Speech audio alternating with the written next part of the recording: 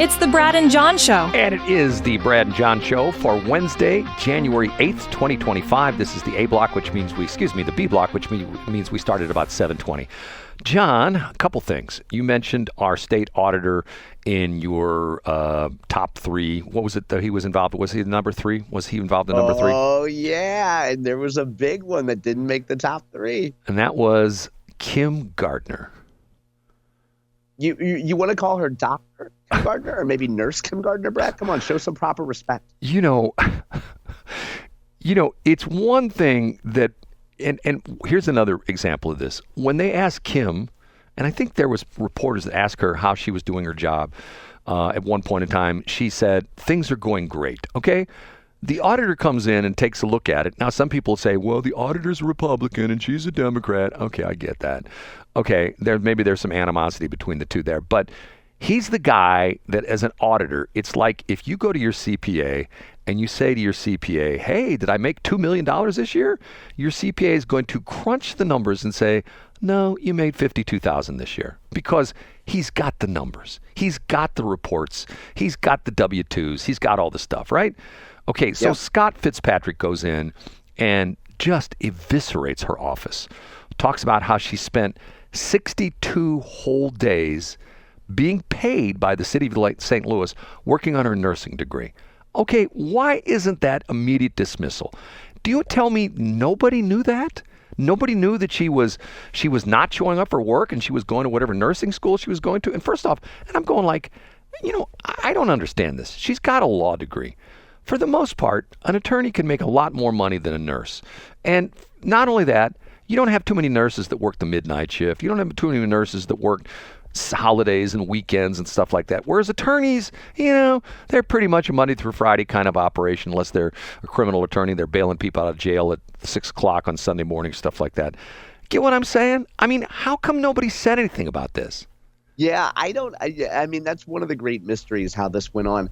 Now, Brad, people would draw a parallel here. I don't mean to take us away from this story, but some people, at least on social media, are drawing a parallel to the fact that Sam Page does work at hospitals. So if the county charter says that Sam Page can't have a second job in addition to his official duties, some people would say, how are people at hospitals having Sam Page come in here? I think Sam Page says that he donates his time, like he volunteers. But to me, it's the same, like at a certain point, people start talking and saying, hey, Sam Page was here from this hours to this hours. Why isn't he doing county executive work? Well, you get what I'm saying? See, to me, when you're the president of the United States, the county executive, and there's another story that's brewing right now about the mayor of Los Angeles, you do that job 24/7, 365. If something horrendous happens in LA or St. Louis County or whatever, at 2 o'clock in the morning on a Sunday morning, your job is to get your butt out of bed and TCB, as Elvis would say. Get what I'm saying, John? I get exactly what you're saying, Brad. I think you and I are simpatico on that. And now, I would point out, in her defense, Kim Gardner said that she spent a lot of money on pizza to boost morale. I don't know if you caught that, Jim. And here's the thing. When I'm feeling kind of sad, one of the things that helps me is pizza. So I don't know why we're being too critical of Kim Gardner for the expenses in her office. You know what I mean? But they also went through the fact that there were 6,000 cases that were not entered into the computer system for the prosecuting attorney's office. Okay, that alone is like, what? 6,000 cases? Impossible. How do you possibly justify that? Right, that weren't in the system. If you know anything about the court system right now in the state of Missouri and in most states, it runs on the computer system. Matter of fact, in the state of Missouri, it's called what is it called? CaseNet. The CaseNet system in the state of Missouri. Okay, you can go in there. And most of the time, you can, if you have someone that you know that's been arrested or something like that, you can put their name in the system. You can find out exactly what they've been charged with. You can say that they were arrested by such and such police department, or if they're being sued by they didn't pay their credit card bill, or they're being divorced, or someone's trying to repossess their car or foreclose in the house. It's all there in the computer system. Her stuff wasn't. And the crazy part of that is, if they're not in the computer system, that means they're not being funneled through the court system. and their cases are not being adjudicated. That means Yeah. there's guys who were murderers, rapists, car thieves and stuff like that. It's just like this bizarre story that came out of New York yesterday. And once again, I find it interesting that now it's to the point where for a while nobody would say this in the press. Now they're openly saying it. Did you read about this crazy story, the transgender dude that killed the mailman in a deli? No, I didn't see this. It's just so bizarre. It's a 6'4" transgender guy. I guess he's a gal now, and he's in line behind a postal worker, and who was on duty at the time. He was taking his lunch break, and they were in line for a deli sandwich. And this guy said something to him about, "Hey, you got in line in front of me," and the postal worker said, "No, I didn't." So the transgender dude spits in his face, then pulls out a knife and stabs him multiple times and kills him in the deli. Okay. And the interesting thing was, once again, they pulled up his criminal record. He's got all sorts of different charges. How come he's not in jail? Yeah. And think of how many times throughout every city that's a big urban area that's been run by the same administration for 50, 60 years. How many times does that story play out every day, Brad? It's very frustrating. Okay, also going to the prosecuting attorney's office in St. Louis County, the new lady who's come into there, it's coming under attention that there are several of her prosecutors that do side jobs. In her included. You know what her side job is? She says she's going to quit it, but you know what her side job is? She's a judge, isn't she? She's a prosecuting attorney in Overland. And oh, yeah, that's right. Yes, you have a lot of these small munis, and perfect example are your friend and mine, Mike Carter, runs his full-time law practice, but he's a judge in Wentzville. And it's not uncommon to have a lot of these smaller munis. Like if I told you this crazy story, years ago I got a ticket in Wildwood, which was a bogus ticket. And quite honestly, I'd fought it. And believe it or not, I fought the law and Brad won. How's that? But the interesting part of it was the lady who originally prosecuted the case, first off, I waited an hour for her. I don't know if you know the way the legal system is, but when they call the docket, most courts, they have what they call second call. They call the docket, and if the person is not there, then they do second call, where they go through the docket again, and in other words, they're giving a chance for people to show up maybe late or something like that. Second docket was read. I stood up for the second time. Motion to dismiss, failure to prosecute. Judge said, sorry, not going to do that. So I sat there in the courtroom for an hour for this woman to show up. She shows up. She says, well, we're going to charge you with this and that, blah, blah, blah, blah, blah, blah, blah, blah. It was a traffic violation, okay? And I said, I didn't do that. So she says, well, here's what we're going to do. I'm going to dismiss the case, and we're going to pay you're just going to pay the court costs. And we walked across, we were actually in the I don't know if you know this or not, in the jail building in Clayton. There's actually some courtrooms in there. Did you know that? No, I didn't know that. I didn't know that either until that's where my courtroom was. There are some courtrooms, small courtrooms, and I think they use it for like processing of prisoners and stuff like that. So we walked across the Sky Bridge over Central Avenue. I went into the thing, I paid my fine. A month later in the mail, I get a thing that says, I'm sorry, you paid the court costs, but the case has been reinstated. And I go, why is the case being reinstated? So I show up again, and here's a guy who runs a law practice, and once again, his law practice, and I'm not going to say the name of the law practice, I don't want to get the guy, any trouble, but this is what part of his deal is. He supplies his attorneys as the prosecutors in a lot of the small munis. So I meet the guy outside, they call the roll, they call the docket, I go outside with him, and I say to him, I go, look, I showed up, I dealt with your lady. She was an hour late. If it would the tables would have been turned. If I would have been an hour late, I would have been, found, guilty, and I'd probably have a warrant for my arrest put out and stuff like that. What in the world's going on? Oh, I'm so sorry. Dismissed everything, and he said, we will get you back your court costs. And I got my court costs refunded. No way. Yes. Really? That's great. Right. But it's this crazy stuff. It's like, that's how this runs. So she says she's going to quit Overland, and she says it's okay for her prosecutors to work the various things. I think they said the normal average for a prosecutor is 179 cases around the country, and she's got, each of her prosecutors have 200 cases. I hope she's done well, because once again, what's St. Louis County been declared as? Disastrous crime. And, there was a time when people left the city for St. Louis County because of the fact that the crime in the city gotten too bad, and people moved out to the county, right? And then the county goes all to hell.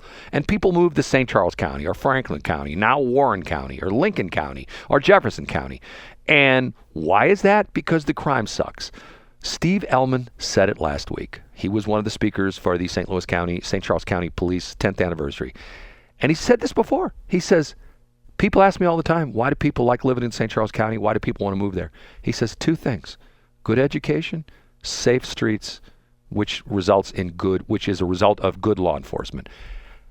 Why does it take a rocket scientist to realize that? What do we have in the city of St. Louis? A disastrous educational system with all the Seattle, transplants that showed up here and doing all sorts of crazy weird stuff, and a police department that is undermanned, underfunded, demoralized by the fact that how they're treated, and nobody will do anything. I mean, and they're sitting on what, $250 million, still $256 million in money from the Rams. Plus, there's ARPA money that's not left over. I mean, the crazy part of this is there are ads running in St. Louis, and to the point where, John, I don't know if I told you about this. I think I mentioned it one time. There are ads running in St. Louis for Springfield, Missouri police officers.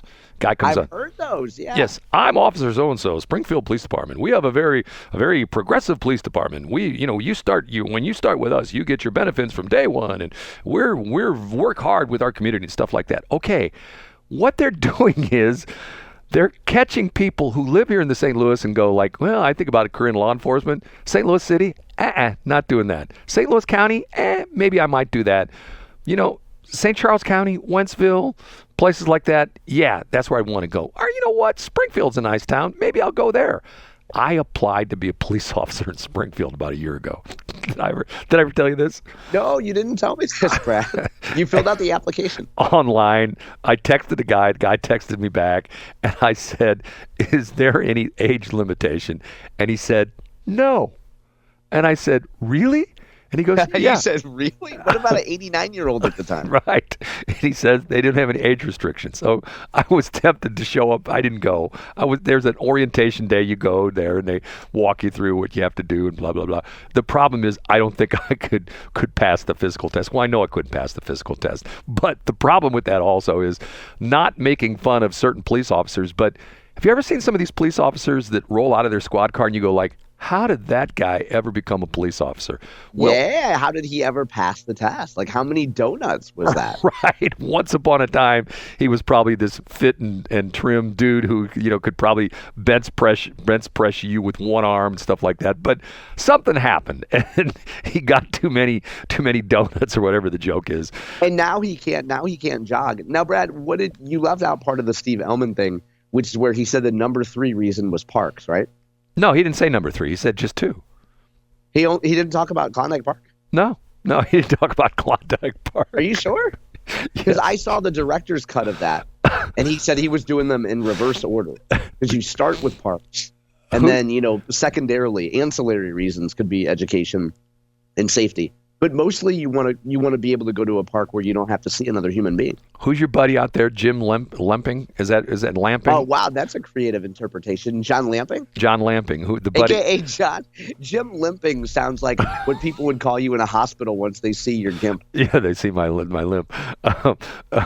He's the guy that disagreed with me when I said Klondike Park is a waste of St. Charles County taxpayers' money because there's never anybody in the place. I learned yesterday, Brad. And by the way, first of all, 2 radio notes real quick. John Lamping now is doing a regular Tuesday segment on Mark Cox. He was just previously an occasional guest, but now every Tuesday, John Lamping will be on Mark Cox on 97.1. And Brad, you have studiously avoided the headline from the Post-Dispatch about your friend John Beck. I didn't know. What's the deal with him? Did he quit or what? Radio exec John Beck leaving iHeart to focus on, what's he going to focus on, Brad? I don't know. What? Political lobbying. Really? Yeah. He's going to be lobbying. According to this piece, he is already doing lobbying for Missouri Broadcasters Association. And I believe there's a federal group. I don't have it in front of me right now. I believe there's a federal group that Beck has been involved with, like advocating for pro-radio policies or something. So he claims that he's going to be doing just lobbying from here on out. Interesting. And then, iHeart did a generic thing that some 23-year-old comms major probably wrote. about what a great job, or maybe John wrote it himself, about how great John was and how lucky everybody was to work with him. I've known John for, I don't know what, 40 years now, something like that. My first time meeting him, I'm a young 29-year-old guy running my traffic network, and I'm trying to sign up stations. And I'm in there pitching John. And this is sort of interesting. This is back in the old days of Keishi, being there on Watson Road in Crestwood, next to, and I believe the drive-in theater was still next door. And that was when he's got hired JC and the whole bit. And I'm in there pitching him on my traffic network. And literally, he signs my agreement. I mean, I got this guy. I'm thinking to myself, man, I closed. This was my first big station. And he looks at me, he signs the agreement and pushes the agreement across the desk to me. And he says, I give you 6 months till you lose your ass. That's what he said. And I said, why would you say that? He says, at the time, I was a jock and I was a traffic reporter. He says, you're a programming guy. Programming guys don't know how to sell. And I say, well, you know what? I think I can sell because I just sold you. And he sort of smiled and he says, good luck. And I walked out, and it was my first major station. I've dealt with him on a couple different things past then. Matter of fact, at one point in time, there was a group. Matter of fact, he was involved with the original group. We called it the J3. It was John Beck, Joe Rush, and Jeff Allen, who at one point in time on this very station we're on, they wanted me to, I was going to be the second station for their STL News Talk. I don't know if I ever told you that story before. Yeah, you did. And John, it was funny because I remember John telling the story that we had a meeting with him, and he said that he had been let go by Emmis. He was still essentially closing down the Emmis operation in St. Louis when Emmis sold all their stations. Some of their stations went to over to Hubbard, and the other stations went to Odyssey.